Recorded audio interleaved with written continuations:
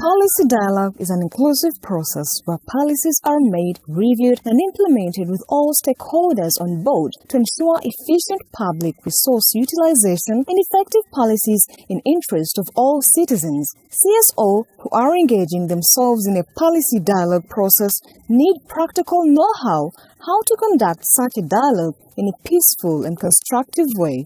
In 2015, a consortium project was established to support CSOs in East Africa in conducting policy dialogue. The consortium exists of Horizon 3000, Austrian Red Cross, Care Austria, Caritas Austria, SOS Kinderdorf with their respective local partners, supported by Austrian Development Agency, ADA. In November 2016, these partners shared their experiences over the last 2 years, learning from the 4 steps approach, which supports CSOs in a constructive policy dialogue process. Policy dialogue requires a systematic approach for the stakeholders to achieve their target. A 4-step system will guide CSOs through a conflict-free and systematic dialogue process. The 4 steps encompass 1. How to set an agenda. 2. How to conduct the policy formation and negotiation. 3. How to implement the revised or new policy. And 4. How to have a plan to review the implemented policy.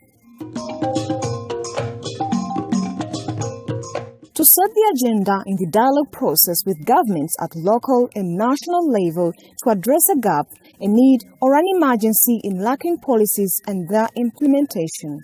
The CSO identifies the issue like lack of food safety control for domestic use. It requires to study existing policies and laws and search for evidence how these policies have been implemented and what they lack. This can be done through conducting surveys, interviewing involved stakeholders, and doing a comprehensive desktop review of various policies. Important is to arm oneself with a powerful policy analysis based on facts, collaborating with coalitions of relevant CSOs and multi-stakeholders who are already engaged with these issues and have experience. To have a network and partners is key before going public to demonstrate powerful and strong coalitions. The next step is making the issues known through launching reports and presenting them to policymakers and relevant stakeholders like media houses. Media campaigns, press releases, information on social media, and public events contribute to sensitize the decision makers and the public, create awareness, and receive feedback.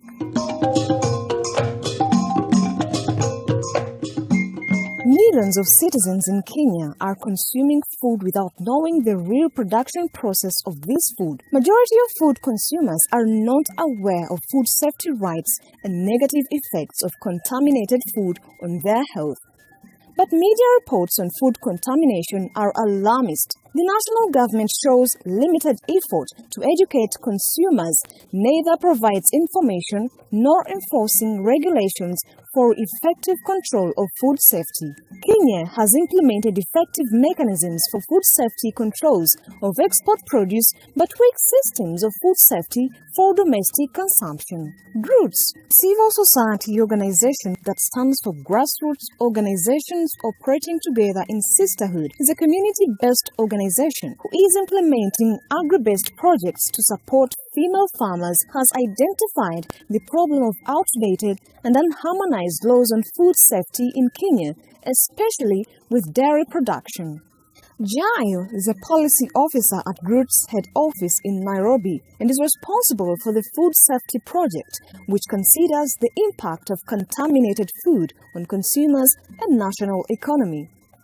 GROOTS Kenya has implemented this project of supporting farmers in horticulture and dairy keeping for the last five years. With the Policy Dialogue Project, we decided to focus mainly in Nakuru County.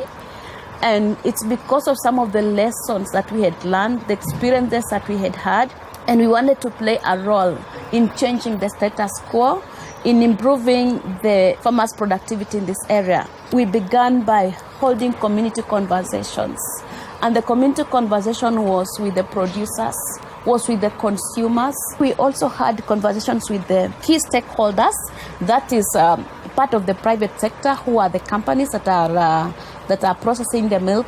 We also had conversations with the county government in terms of ministries and departments that are in charge of farmer productivity, but also consumer regulatory bodies. We are happy to be part of the policy dialogue because we can see that if the women are the one taking leadership in ensuring that we are producing and we are marketing, and also that the public sector is enforcing their legal framework and putting the right policies in place, then we are going to make impact. It was very helpful for us to build consensus with other civil society organizations that are protecting consumer rights. So this gave us a lot of strength.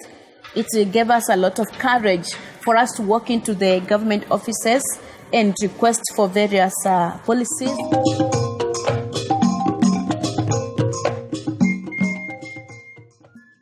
After setting the agenda backed by strong evidence, policy formation requires key skills in advocacy and lobbying to negotiate with policymakers to persuade them about your proposed reforms or intervention. During policy formation, a draft policy has to pass through the legislative process of the country, which requires several steps to become a law or a bylaw or a regulative national policy. The policy formation and negotiation stage can be long drawn out and therefore needs a budget and plan of action.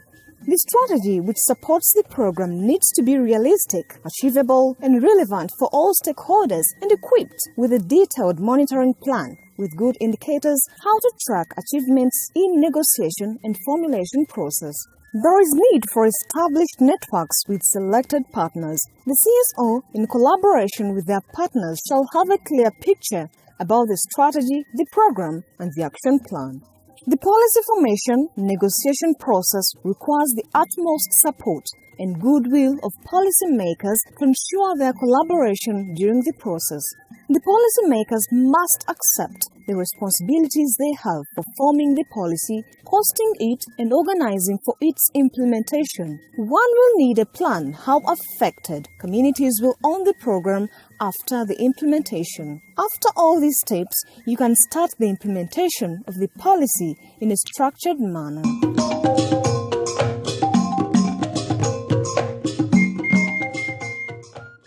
The Marsabit Indigenous Organizations Network, MINET, has launched in October 2016 a policy dialogue in disaster risk management. The communities around Marsabit are affected by drought, floods, insecurity, which causes death, loss of livestock, and destroyed properties. MINET went on to share experience with Red Cross Kenya in this area and how they can influence the national government to establish county structures and sufficient funds to deliver immediate support and hope for the vulnerable. The legislative and institutional framework in Kenya demanded for a more effective disaster risk management on all levels. Our policy on disaster and emergency management has gone to a level where we are now at public participation phase. We went through the process of drafting the policy itself. We went through the process of presenting the draft to the stakeholders, where we put them together in forums. Several forums we held through our initiative of putting people together, different stakeholders, different organizations coming together and seeing what's going on. Other organizations, like 2 organizations, came on board and they are willing to support the stages where we are now doing public participation. We are trying to establish a county fund which is specifically for disaster and emergency management. We are also trying to establish a structure where there is a director, there is a directorate of disaster management at the county level. There is a director, there is staff, and that there is a system of early warning system. There is a system that even if the disasters are not there, there is capacity building going on. There are funds which are allocated year after year, such that whenever it strikes, then the county is prepared.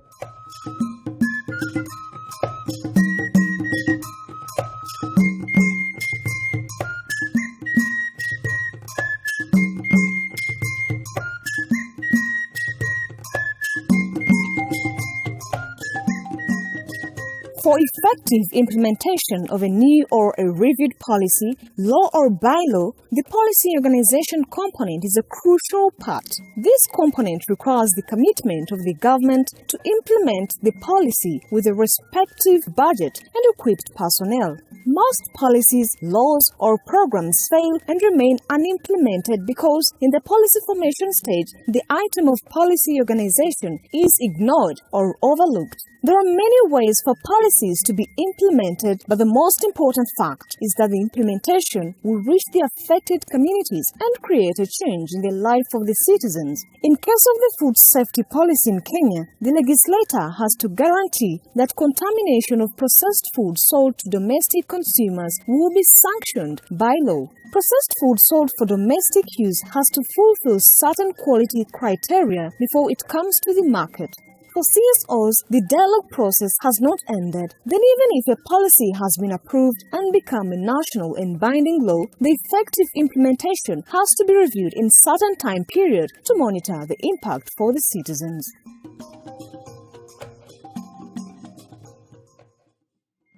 Tanzania has a gap in children's services due to insufficient funds of government and lack of social welfare officers to handle children's issues. SOS Children's Village Tanzania started a dialogue process on demanding for more and effective children's services. This dialogue involved the national media and social media, government authorities, and service providers across the country in order to steer a culture of transparency and accountability.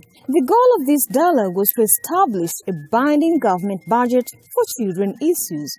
The policy dialogue SOS Children Village has been good experience with advocacy, starting with the Care for Me campaign, and this cater for both the family-based care programs, which are the Villages for Children, and the Family Strengthening Program, which are the community-based program.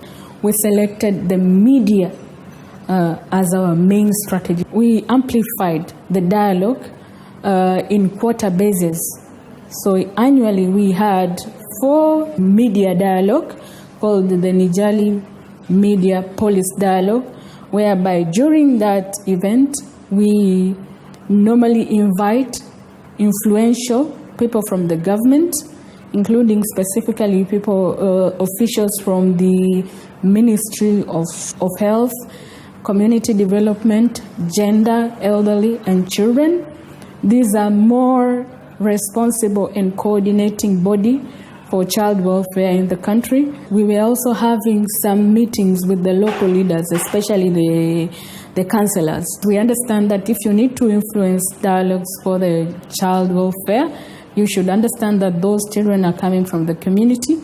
So starting from the community, coming to the high level, if everyone is aware on what is going on, that is where you can simply make the changes from what you intend to.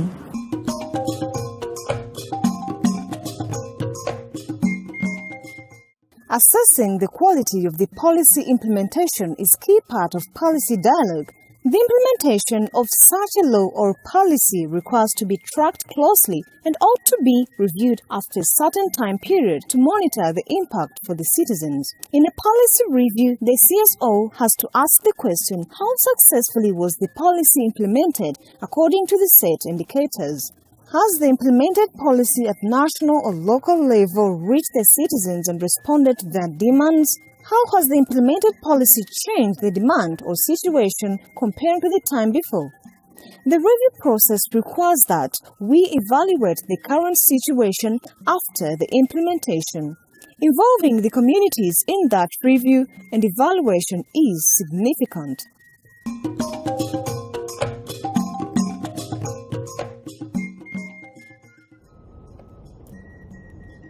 Poverty remains high in rural areas, which is home to 84% of Ugandans, majority of whom are women. Women's livelihoods and those of their families are tied to land because of their gender roles in providing food and care for the family. Women living in rural areas are culturally and economically limited in their mobility towards urban areas and lacking access to good education services. Although women contribute to over 76% of the agricultural labor, they hardly own land. Only 27% of registered land is owned by women in Uganda. Less than 20% of women in agriculture control outputs from the farms. Many organizations were engaged in advocacy, raising awareness and influencing policymakers in hope of improving the situation of women's land rights in Uganda. Care International in Uganda has implemented a policy dialogue project in northern Uganda, specifically in East Acholi, in partnership with World. We specifically looked at the policies of land, where we also looked at the Land Act of 2010, the affirmative actions that allows women participation in leadership. We translated the Land Act from English to Acholi. We were also able to come up with a policy brief. In this policy brief, it was participatorily developed with leaders, with community groups, more especially the women who are highly affected by issues of violation of their rights to land. And we were able to disseminate this brief at high level, where we engaged the members of parliament, we engaged the district administrators, and we engaged all other actors to be able to forge a way of solving issues regarding land rights for the women.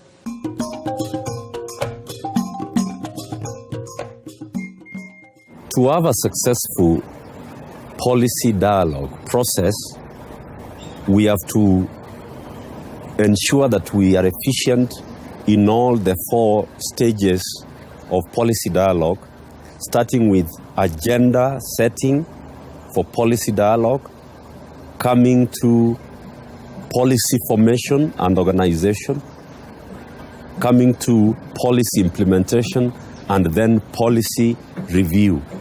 Now, the reason why you need to be effective and efficient in all the 4 stages is because if you do not understand how agenda setting is done, then you will not be strong in agenda setting. You also need to be efficient in the negotiation stages of policy formation and organization.